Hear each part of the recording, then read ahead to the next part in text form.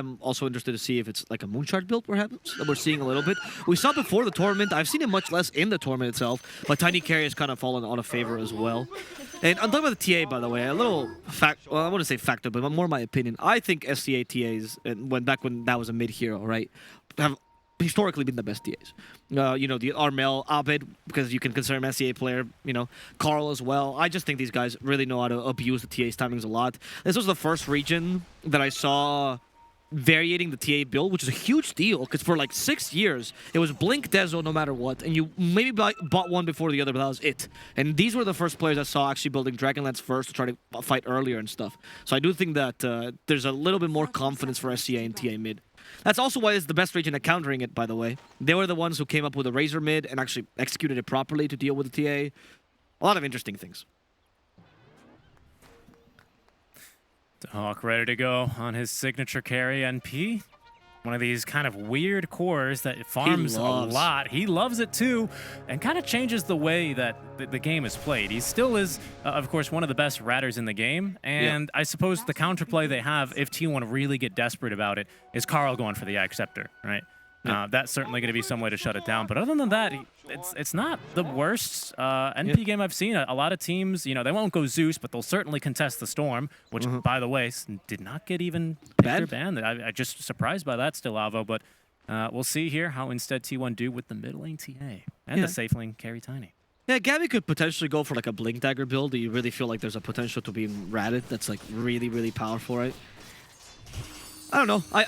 I do think that for the most part, the MP carry, at least the way that the Hawk plays it, is much more of the... Like, he always plays around teleportation in the early, right? The laning is good, and he just teleports wherever there's a kill. He gets a lot of early gold. I remember seeing him in the EU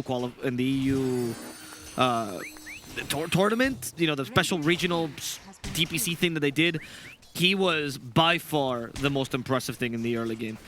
He would go to any lane where there was a potential kill, get the gold from that kill, also, you know, make sure to secure the kill in many cases. It was very impressive. And he was incredibly oppressive towards Team Spirit, which was one of their first matches. Oh, no, it was actually their first match, sorry. As we look at the mid lane a little bit, Carl, he is going to struggle a little bit against the puck early. This is pretty normal. You don't really have refraction to high enough level to actually deal with Carl. Sorry, to actually deal with Laurel here. It's Carl versus Laurel. And instead, it's going to be a little bit of an advantage to puck. But over time, Carl will make this up. And also, he's a little bit better at clearing camps, which is why BetBoom has managed to block that small camp. Oh, absolutely. A good thing to notice there. Yeah, we'll see which mid laner is going to have to take the L in this one, aren't we? As they both have leaders separated by a letter. Yes, this Carl and Laurel will be a fun thing to cast. I was looking forward to it. I love it. Seneko, top lane, is going to take a bit of damage as well. Phoenix, one of the better laning partners at consistently proccing.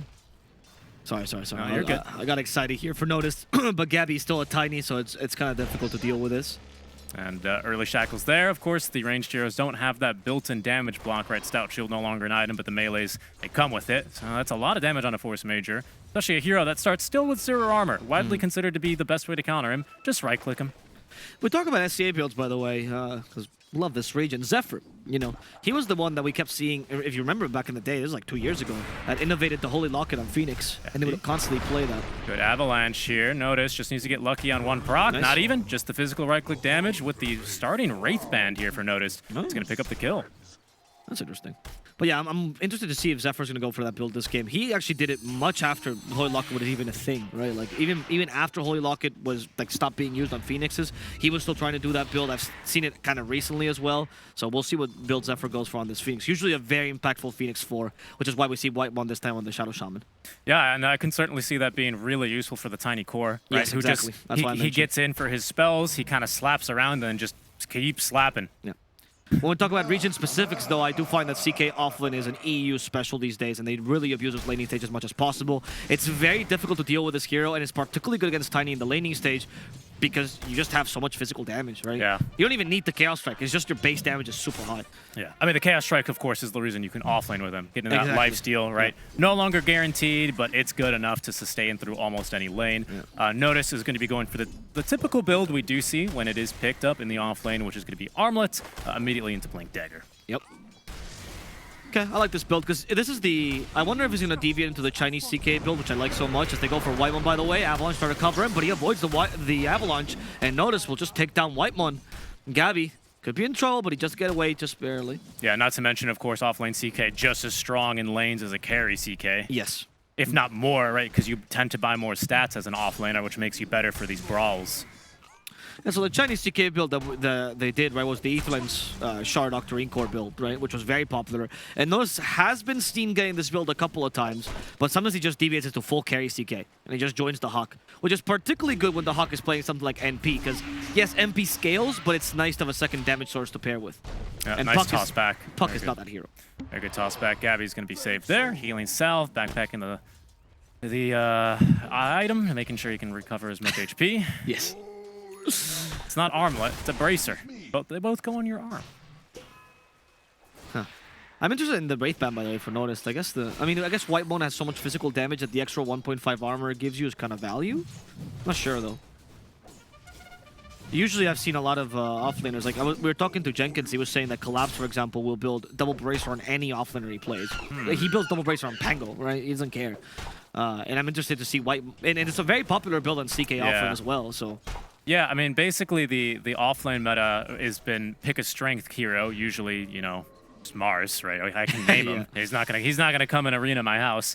It's just pick the Mars and double bracer. It's just like every game. I'm surprised to still see it, even on the Agi cores, to be honest. That is interesting. Yep. Carl, by the way, in the mid lane has finally been able to overcome the Puck, but honestly, really impressive laning by Laurel, who's managed to equalize this a fair amount. Obviously, the small camp has helped. That difference did make was pretty huge. Blocked camp though now for Carl, and he's able to start piling up that net worth. Yep, yeah, he unblocked that one. I think after the second wave or so. It's top Zephyr. That's why you like this matchup versus the Clockwork. Simply just Icarus dive away from the cogs.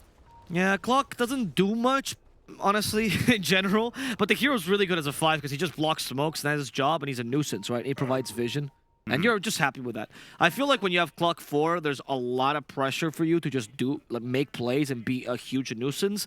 And your Clock 5, as long as your lane goes meh, you're always going to be a useful support because the vision of Rocket Flare is huge in this game. I think Team Spirit, even though they didn't play Clockwork, really exemplified in TI the importance of vision on your heroes. Exactly. It's mid lane, the first coil of the game for Laurel. When comes to Hawk, this is the specialty of BetBoom. Cogs as well, erected. Zephyr doing what he can, but doesn't have the Fire Spirits to slow the attack speed, so they easily chop through Carl, nice. And now even Cuckoo is going to be forced back. BetBoom bringing 4 to the mid lane, Abo.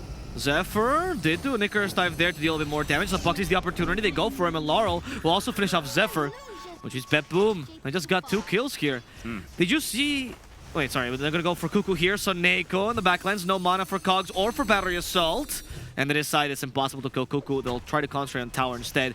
They did leave some treants behind, in addition to the Illusion Rune, where Carl's having none of this. He wants to destroy these creeps, perhaps Neko as well. Indeed, the Phoenix is TPing, Richie.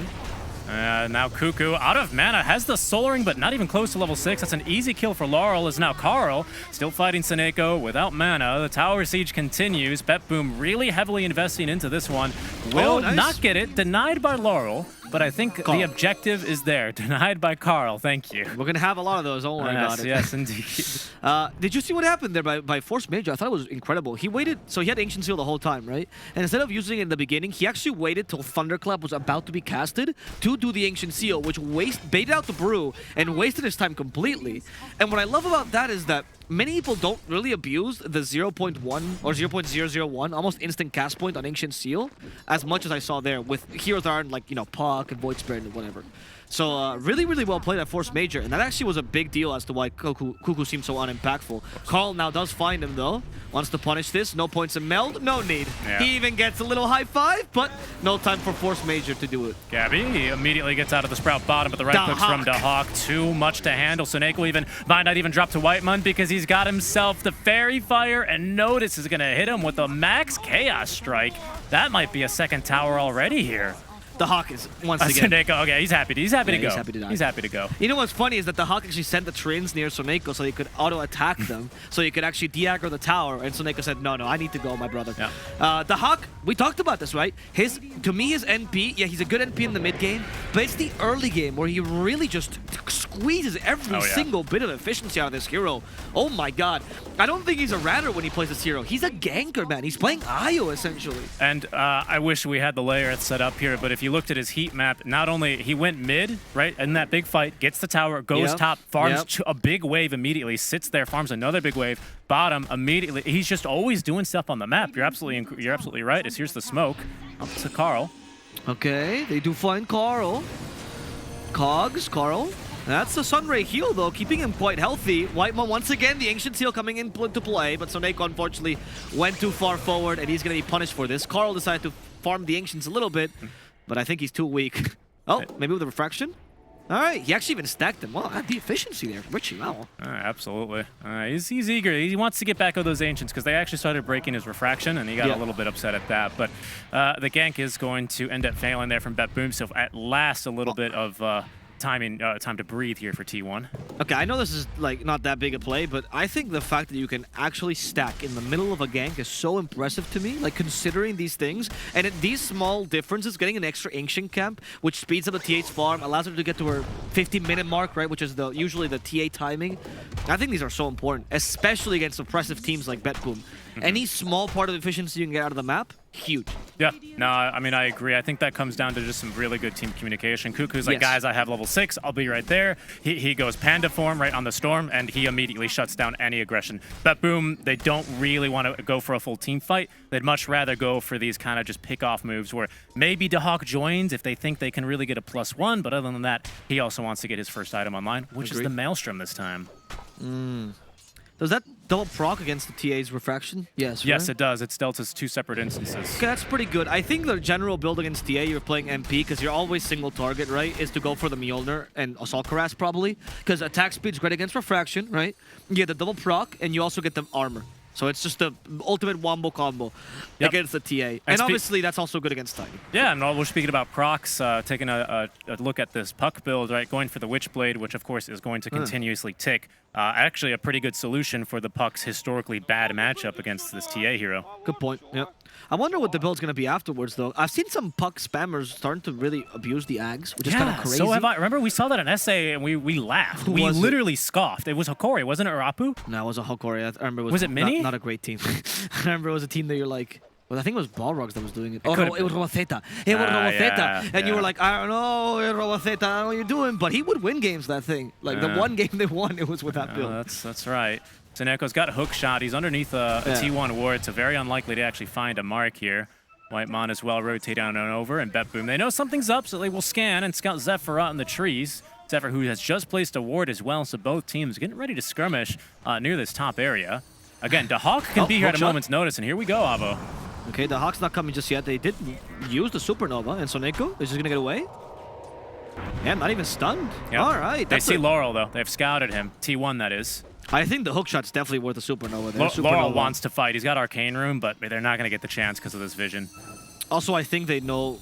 Well, it's just Brew, right? Like, if you fight without proper vision against a Brew, you're asking to be killed. Yeah, the Waning Rift is maxed, so... I thought maybe they could have thought about it, all right? You stack the silences, Ancient Seal level 3. I mean, that's what, 8.5 seconds of silence? No, you got a good point, actually. There's no dispels, right, here on T1? I think BetBoom, what I reckon was they knew they were being watched there. They knew something was up, and even though Supernova's down, they're fine to keep farming. Dahawk now, he just got Maelstrom delivered, right? If he TP's there, or if he sprouts, or whatever, it's TP. He doesn't have Maelstrom in hand. That's true. And I think he just wanted that. And now Notice maybe looking to kick things off. Full armlet at the ready. Actually going for BKB's second item, but right now what's more important is the death of Whitemon. As, Notice will be taking that one. Thank you very much. So Notice essentially acknowledges he can be a pseudo carry this game, right? And he's going to go for that. Instead of going for the Aether Lens build that we used to see, he's actually even going to skip, or not skip, but not immediately rush the shard, right? Which we see a lot of CKs doing. Because that shard is crazy good on CK. Yeah. And we're seeing Carl go for the pretty classic, the new classic TA mid build, right? Before Dragonlance wasn't a thing. But now it's Dragonlance and then Deso or Blink into BKB then. I like this build better when you're a mid laner because if you go Dragonlance Deso, you're going to be farming for a while, right? Whereas Dragonlance Blink allows you to join early fights and give some space to the Tiny. And let's be honest, unless you go for a super early Blink on Gabby, he's going to be farming. Like, you're better off farming on this Tiny Carry. That's how he works. No Moonshard build, which I'm kind of happy about. Instead, he's going to go for the Echo Saber into Blink, which means he's planning on being a little bit more active. Right. The smoke play from T1, as they know that BetBoom were very eager to play aggressively in their face. T1, they team fight a lot better. We've only seen one Supernova that didn't do much, and Cuckoo has been holding on to this point in the Primal Split. He's got the urge to press the ulti button. We'll see if BetBoom will oblige him. Force Major. It's been slowed a little bit. Icarus dive, okay. And now the Supernova really aggressively. Can they break it? They cannot. Force Major trying his best, but he's going to die. Soneko as well. As they get 2 kills. That last hook shot, very hopeful. Not enough, though.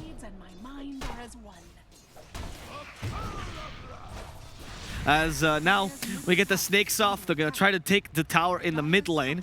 Equalized it. They lost the tower really early for T1, and that lost them a fair amount of map control. Trying to regain it now. The Hex immediately onto Noticed. Turning into a bit of a cooked ham, but he'll be able to survive the slaughterhouse. Yeah, and this is T1 deciding that they want to use these first Serpents for the Tier 1 instead of Roche, right? That's always something that they always have to decide. And right now, even with DD, I'm slightly surprised that they did decide it's Tier 1 more importantly. But you look at the team fight from BetBoom, a Clockwork, Skywrath Mage, a Puck, I would understand the hesitancy. As I was mentioning, they want to just really equalize this map control right between the two teams. I think the Tier 1 mid is just too valuable right now, so I do understand going for that over the Roche. And the Roche is also, as you said, it's only a win more kind of idea early, so if you have a team fight on the MA side, I would agree with playing this more traditionally, I say. I also find that when you're doing the Roche with a Shaman, right? One of the biggest advantages is that a support missing from the map, especially a 5, is not something you can go and be like, oh no, let's do something about this, right? Yeah. So if you're going to try to do this, it's better to sneak it when you have more map control and you're being a bit more aggressively. That's fair. Yeah, that is fair. T1 last game or in OG when they made the sneak, it was when when OG at the time were aggressively doing this farm bottom, right? Exactly. Noticed, however, compared to Amar, actually made the rotation to mid a bit earlier, right? He was making himself known. He's not falling for this. Most of the times when you see a 5 or a 4 missing off the map, you go, it's probably stacking. But they know about Shaman. Now everyone knows about the Shaman now. It's no longer a surprise. Exactly. The other point to be made about T1 is that they also have a TA in the team, so it's not like they can't take Roche at snakes. We'll see if they figure out this ward is here. Cuckoo, yeah, he likely knows. The triple silence here. They want him dead, but they've stacked the silences here, and they're not confident they can prevent him. Nope, the Primal Split, not enough. Aeon Disc first for Cuckoo, who's banking the gold, but now Soneko can... Yes! No, he did get it, Avo. He did get it. Notice now in trouble, however, Carl is bringing him down here little by little. He does have the armlet, but no chance to toggle it. No, yes, no was the fight that BetBoom was looking for. They were unsure about this, and in the end, the answer was no. Yeah, and I believe the answer for Soneko was, how about 9 snakes? To which Soneko was saying, no, he's gonna win? Oh, yes, he is. And he's even trying to TP out. No. Surely, no. Yes. The fight ends on a yes. Who would have thought for BetBoom? The real question about this game, Richie, yes or no? For BetBoom right now, it's basically all yes. We'll take a look at how close this was. I was shocked, let me tell you, Ava, by the Echo. The Aeon. The hook shot was incredible. He had been saving that gold. I did notice that he didn't buy any asset of the Ag Scepter until about, he didn't, right? He just went straight for the item. He assembles it perfect timing, but they still end up getting him. Yep. And in the end, T1 does still get a decent fight. You know, that last kill on Whitemon definitely not as worth as you get in the 2 kills in the cores for sure. But it is a nice little morale boost here for Soneko, who's now ready to go again. Smoke, he has the hook shot, and in fact, BetBoom was going to try to sneak in the Roche themselves. Yeah. They have a little bit of minus armor on the Reality Rift, so they're looking pretty okay. They could take this. Yeah, Notice has BKB. I mean, the Hawk has a TP. And Laurel's got Blink. That's the Blink dagger on the Tiny, though. Oh, and they're going to miss. Whitemon turns immediately with the Hex. He's going to get a little bit of a Shackles off, but that's Sheep from Soneko is going to do the work. They're confident here in doing this Roche now, and for good reason. Seemingly with that BKB on the line, T1 are not eager to try and contest this one. No Supernova, no Egg. A good time for BetBoom. Yeah, that's really important. Being Dire, being up against a TA lineup and Shaman and sneaking the Roche, this is more major than it seems, honestly. It's not about what they can do with the Aegis, it's denying this resource from the enemy team. And on top of that, you gave it to Noticed. And you go, why not give it to the carry? Why not to the Puck? Because Noticed is going to be the one forcing super aggressive engagements now with Armlet BKB. He is essentially their win condition in the early game. Yeah, I mean, and honestly, Avo, if you ask me, take a look at this item build, guess the position, I would guess, I mean, I would be like, the Wraith Pen's a little bit weird, but it's a core, right? It's a safe lane. And, I mean, he's even building for Blink next. He's the most farmed. He is the most farmed, and going next into the Halberd, which, again, just a fantastic item here versus the TA. I think, really, BetBoom are starting to take some solid control of this game. Cuckoo, though, with the Aeon Disc this time around, he can semi-reliably get off an ulti, at least tank a couple of spells. So the team fight from T1 is still potentially going to be able to equalize this, but not if Cuckoo eats the hook shot like that. He does with the Aeon Disc, but Battery Assault still a nuisance. Cuckoo, there he goes. Primal Split. Now Notice could be in trouble, but the Ancient Seal immediately cancels these shackles on the Shaman. White one, he's not going to be able to get away. And they do use a couple of resources here on BetBoom, particularly the BKB here for Noticed, but not going to be the worst deal. He still has the Aegis anyway. Yeah, and because, of course, this is a Brewmaster with the Aeon Disc versus not the Ags, T1 are not going to be looking for any fights in the next, well, 2 minutes here, basically. So I think they're going to be hard-pressed to do much about the aggression that BetBoom are bringing. Not to mention, Puck is one of the better heroes at poking and prodding from a distance. Now with especially more and more items soon to be boots of travel, I mean, the map pressure is going to be constant. Fighting for Roche and even sneaking Roche versus this lineup is going to be harder and harder, even with Serpent Wards and minus armor. I see a lot of avenues that T1 could take back in this game are starting to close off, but this is a different one here, potentially looking for a fight. Without Aeon Disc, without even Primal Split, BetBoom not too eager. Okay. Laurel. Kana holding close to the enemy. There is an illusory orb. They've scouted Zephyr only with that one. They have. Gabby's still standing behind them. He has a Blink Dagger and Echo Saber. Could look to burst the Scarlet Mage instead. The tossback is going to be used on the Clockwork. That's going to be Soneko dying. Carl sees this Force Major. Wants to chase him down. The first trap slow is about to wear off, but the damage is way too high. Yeah, and that's all 5 heroes from T1 there. They do not want to lose that tier 2, because that does open up BetBoom to simply sit in the triangle. And in fact, here we go again. T1 immediately smoking up. Carl more interested in farming for now. Good. As he's basically got 2 items, right? Does disassemble the Dragonlance for the early BKB. Didn't need it in that engagement, so he's going to have an extra Ogre Axe coming out now. We do have the Supernova still for this fight, so still a really easy fight, I'd say, for T1, even without the Primal Split. Aeon Disc is up in 10, though, so that's why they're still quite eager. But BetBoom are going to be a little bit more relaxed and likely to group for a smoke here of their own. Does anyone carrying a smoke? Yeah, Soneko's got it. Okay. Oh, drums. They see Carl. They wanted Carl. A bit too fast. Well, Rocket Flare's got the supports and the Tiny. They go for a Cuckoo instead. Cogs will send him back. The Aeon Disc is available, though. But Cuckoo has no Primal Split this time. Instead, he just tanks this damage. Gabby comes into his reinforcement, and he will bring down Soneko. Yeah. Now notice on the run, that's the second BKB charge used with the cover of this Aegis, and not much to game. Cuckoo still has the Primal Split, but no Aeon Disc Gavo, and that certainly is a kill onto him. Dream Coil just for the last bit of damage. They want to break this egg, but unfortunately Notice got baited. He does still have the Aegis, though. Doesn't come back for a second life. There's the Wrath of Nature hitting a couple, not dealing too much damage. Notice, will they try to save him? It seems like they're just leaving him to die. Nothing can save the CK as BetBoom. They bide their time. They'll go behind the tier 2s. That's a big deal, right? Killing Notice like that, especially because he is going essentially for the traditional carrier out, but Dahawk's still farming quite nicely himself, right? Now with the BKB on top of his Maelstrom, still has a decent core-to-core versus the TA. I do wonder if he's going to take this 20% miss chance for sprouted units. I could potentially see that being very good versus a TA. I'm not sure. I'm not sure what the call will be, but ultimately that's his choice. So, you know, still some outplay potential, but the team fights, of course, I think always going to be favoring T1 just a bit.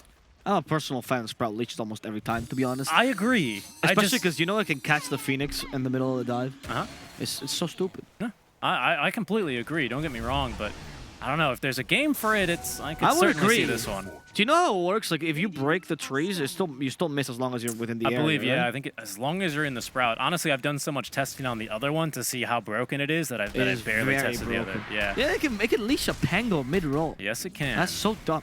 Yes, it can. Why did it make pure spell immune? Grimstroke? Ah, just pick Nature's Prophet. Does the same thing. The Huck, I think, figured this out. He's like, this talent's broken. He also went for the 25 attack speed, as we were mentioning earlier. That's much better than the trade summoned, honestly, this game. B. Got Blink, Echo still. He's got a good amount of burst damage, but we're fighting without the egg. So Neko as well. He finds right into Cuckoo. No Andisk for 20 seconds. Nothing to dispel him. That means that 3-second stun will be the death of him. From the side, though, they do find a Hawk as Zephyr is going to Icarus dive back. Supernova in 5, but notice he's going to cut through Whitemon as Laurel looks for more. Zephyr in trouble as the puck does hit him and kill him. Now it seems like Gabby is the target, and Gabby doesn't even bother fighting back. BetBoom just destroyed T1, which at least secured some space for Carl. Did finally finish his BKB, but did finish his Dragonlance now because he disassembled it earlier. But that is later is still a bit far. Oh no, they don't quite get him. The meld, good blink out, Carl. Yeah. Very good. Take tier 3 now. At least, right? No buyback on any of these heroes. It's 23 minutes in. I don't know if you should be expected to bank it, but with this amount of push, the Hawk is very eager to destroy that tier 3. Once again, denied by Carl. Second time he's had to deny a mid-tower 23 minutes in. I mean, it's good, but it's not good. Yeah. Yeah, exactly. I mean, you do get a little bit of gold now from denies, right? Which actually might be crucial to get this Desolator. I think it needs to come online. Carl was Dragonlance. I was even thinking earlier when you said it that maybe you're better off finishing Deso before you like rebuild Dragonlance. I'm not sure. That Desolator needs to come out. You're dealing no damage on TA right now. It is going to be pretty rough. Now with bots online for Laurel on top of the Blink, he is incredibly mobile and even almost has enough here for the Aeon Disc. Yep. Pretty soon all this burst damage is going to be no good against Force Major, who's nearly got his own Ghost Scepter up. That's going to be amazing for him. So Neko, with the haste, he's just going to annoy Zephyr. In fact, he's going to try and kill Zephyr, perhaps even force the egg. Zephyr with a Force Staff though, but Seneko quite speedy, still locks him in the cogs. Now Seneko's happy to leave and will just do that with the TP out, but the fight's top, Babo. Yeah, the fight is top, and they've killed Carl in the beginning of the fight, which makes this more of a murder than an actual fight. Seems like everyone's gonna run away from T1. The puck is near Carl or Cuckoo here. Blink in a second, but good patience. No need to overextend there for Laurel, who has no BKB, really no defensive items yet if he does blink into a tiny, say. Yeah. You know what I do? I would like the Axe here for Laurel because of the Aeon Disc on the Brew. I was thinking there, it's like, even if you silence him, he just Aeons and he's fine, right? But if you push him back, there's more chance of your team to catch up and punish him, and I think you can do that in actual team fights. I like his build though. He's gonna go for the Aeon Disc. That's gonna save him from potential Shaman shackles, right? And that's your biggest enemy right now. Yeah, and the biggest problem I think that T1 is having overall this game, Alvaro, is that they just simply can't find BetBoom in a spot to use all their team fight. BetBoom are here, then they're there, then they're chasing you in your jungle. Now they're on your high ground. They're in the Roche pit. They're so mobile that it feels difficult to erect this somewhat static team fight without like a Mars. Indeed. I don't know what the core of their team fight is really. The Brewmaster just needs to get this Ags, I suppose. The Hawk, no Hex nearby, so Gabby's able to TP out at least. I think if the Brew gets his Ags, you might see this team fight that you're talking about, like, kind of come into play, because you can do so much with the quote-unquote wall of Cyclones. But I agree with you. Like, I mean, it's hard to execute around this. Generally, I'd agree, but, like, it just feels difficult, because the static team fight here is your Phoenix Supernova, your Serpent Wards, and kind of TA after her one blink, right? Yeah, she's not the most mobile, of course. And Serpent Wards are meh, because your Shaman is 5. Yeah, they're viable, right? I mean, they're there. The problem is normally Shaman, like, he's a pretty good controller, right? Especially with the builds we're seeing. You max Shackles and Hex first. Yeah, the Hackles build. But he's so heavily countered this game that I beg the question: what stops BetBoom from literally just leaving the fights every single time? I agree. That's what Soneko's been doing. He's discovered TP really counters. He's just TP. This is normally where like a Mars comes in or something like that. And this time it's Soneko. Okay, they do have the Mystic Flare. That's going to kill a Shaman. Soneko actually takes through all this thanks to the Ghost Scepter. He will finally fall. But still a good start for BetBoom as they got rid of the Shaman. And in fact, Laurel thinks he can continue this, going for Zephyr. That's your Supernova down potentially. Notice is the target now for this TA as Gabby helps out as well. Notice is forced back to his BKB and he's running away. Does not want to fight Gabby head on. They do kill Cuckoo's Brewlings in a matter of seconds. Yep. They didn't have Axe just yet, and that Primal Split is now a liability. And the Serpent Wards, of course, he stopped attacking Roche, doesn't want to help BetBoom here, but they no longer have that tool in their arsenal. It's a second buyback now from T1. Unfortunately, although they have no outer towers, so that was a buyback, but Phoenix had a run from the tier 3. Not a very, very fast reinitiation here by T1. BetBoom, in the meantime, they are going to be able to conserve the buyback now that Soneko just got. And, well, they've got a second life to play with on their own support. Trap in the pit, at least for T1, gives a little bit of insight and knowledge. If this was Beast Coast, they would have already tried to go for the Roche, but I appreciate BetBoom's patience. Oh, Soneko, he finds Carl there, pushes him back. Oh, the blink out in time, though. And Puck giving chase. Laurel? Yeah, he's got Aeon Disc here in case he's getting a little bit too low, so he's okay. I bet that's what he's telling his team. He's like, guys, I got Aeon Disc. Don't worry. It's going to trigger, by the way. Oh, Dahawk, he's pushing mid. No, he is. There's the ratting Dahawk that we were talking about early. He only does this not as like a full red Dota, but as a nuisance. As a team fight goes in the triangle. Yep. There's the nuisance coming into play. Cuckoo gets stunned twice. Doesn't have Primal Split. The Aeon Disc saved from a bit of damage. Can they still catch up to him? We don't have hook shot. We do have a puck though. Waiting Rift is not going to be sufficient. And in fact, Force Major is a Blink Dagger. They catch up to Whitemon and they decimate him, Richie. Gabby's got BKB still here, but with no BKB on Carl, Cuckoo as well without the ulti for 25. Only the Zephyr's Egg. He's dying, but not enough damage here. Has BKB, that's why. Yep. Exactly. And he knew that Sunray is ridiculous. And T1, they're just, again, they're being stopped from being able to put their team fight together. Dahawk, that play he makes forces Gabby back. That means Gabby's not in the fight, so Laurel is very eager to just jump people because he's a puck and he can. Yep. I know, I'm liking this fight. Soneko always his partner in crime, right? I feel like Soneko's been playing essentially position 3 because CK can't really play the traditional, I just jump. Like, I just go in, tank a bunch of spells. Soneko's doing that for him, and that allows Notice to get the right team fight, and of course for Laurel to just play like a madman the whole fight. So I do really like what Soneko's doing this whole game. I love his build of Ghost Hunter Drums. Drums no longer going to be too useful unless he goes for the Boots of Bearing now. We'll see. I do think it's a great item for this game, though. More push is definitely what you want. Yeah, and just I want to bring up this level 10 talent choice for the Phoenix because we're seeing this a lot, especially with the Supernova shard that upgrades your stun rate and gives a slow. It is a brutal slow. You're slowed by something like 50% with the level 10 talent and now the buffs to Icarus Dive. It is real bad to try and run away from the Supernova. We'll see. That does actually help their control issues that I've been rambling on about, but only a bit and only if they can actually drop the Supernova in these fights, which we haven't really seen yet. Yeah, they don't have any way to defend it. Again, the lack of walls, right? Usually with Shaman and Phoenix, the game plan is you overwhelm them with objectives, but Whitemon's still level 11, it's level 1 snakes. There's no overwhelming them with those. They barely tickle you at this point. And that's Roche down. It's going to be maybe Dahawk this time? Yes, with the Aegis shard to Noticed, which did get nerfed, but is still very good. Oh, this shard is amazing. I don't care. They can nerf it. Oh, from behind? They do find Carl. Oh, you know what? They got spider legs. Yeah, and that breaks the leash. Oh, that breaks the leash. That does, but no, it's not going to break the hook shot. Soneko's here. They have a BKB for Carl's going to use it, but he's got a the leash? No, he cannot. Not until he leaves spider legs out. He's going to go for the play now. Do they have the right click damage? They do, Avo. Even Force Major blinking close to him to get and look, there's no breathing room. Cuckoo immediately in trouble. Has no Aeon Disc. Has the ultimate. But here's Dahawk. 2 dead just like that on opposite sides of the map. Dahawk's everywhere. That was a Kagebunshin no Jutsu from Dahawk. Taking down a hero in the mid lane and the bottom lane almost simultaneously. Now going to the mid lane where he's finding the melee racks. Let's see how fast they can push. Can they take down 2 racks? I think they can, Richie. I believe so. And even though they have the spider legs, it's a must carry versus the Sprout leash talents. I keep forgetting about this interaction, but it does let you out. I'm not sure why, but it does let you out of the Sprout. It's not gonna be good enough as they even find the Tiny. Oh, the Tiny is killed in a matter of seconds. Got by. No chances for them. The 2 supports are still actually stuck in the Dream Coil, but they're in the fountain, so they'll be safe. However, the racks can't run away, so they will fall. And that's 2 lanes. That's 2 lanes. What T1? They have to do something, but they don't have a brew for 30 seconds. These Boots of Bearing are going to make this fight so quick, or this push, sorry, so quick. The team fight does have a Supernova. They have to get the perfect Supernova, or actually BetBoom. Not even giving them a chance, man. Nah, they feel like they've got such a big advantage. I don't even know how much in gold just wasted. I mean, look at this hook shot. I think a beauty. Sure, you get the Hex, but it doesn't matter. That initial setup stun, no BKB from Tiny. All the magic damage in the world for you. I mean, honestly, my MVP for this game has been Soneko. Like, I think his clockwork has been absolutely bonkers.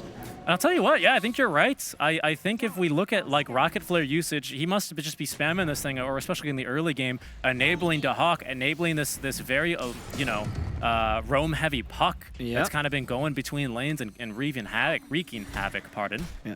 It's been a really fantastic game for BetBoom. Everything's coming together. They're 25K up, 30 minutes in. And T1, they need an absolutely miracle fight without any buybacks to get back into this one. Trying to find the Phoenix first. He has been silenced here. Laurel just wants to finish him off. They're going to force Supernova in a bad position, which means BetBoom will just retreat. This was the plan all along. They did use the string coil for this. But considering that T1 also utilized one of the primal splits, doesn't look too good. They lifted a creep and not noticed. Nothing's going their way here, as even Whitemon could be in trouble. Gabby still holding on to the BKB. He's sprouted. He's going to be able to at least ignore the Mystic Flare, as Whitemon being beat to a pulp by Notice. Luckily, he does at least have the buy. Seneko catches Cuckoo. Does not have the secondary ulti because of the buyback, Avo. GG is called. BetBoom a bit too strong. They want to stay leaders of their group, and they'll take the first game against T1. And in true BetBoom fashion, they don't even feel emotions right now.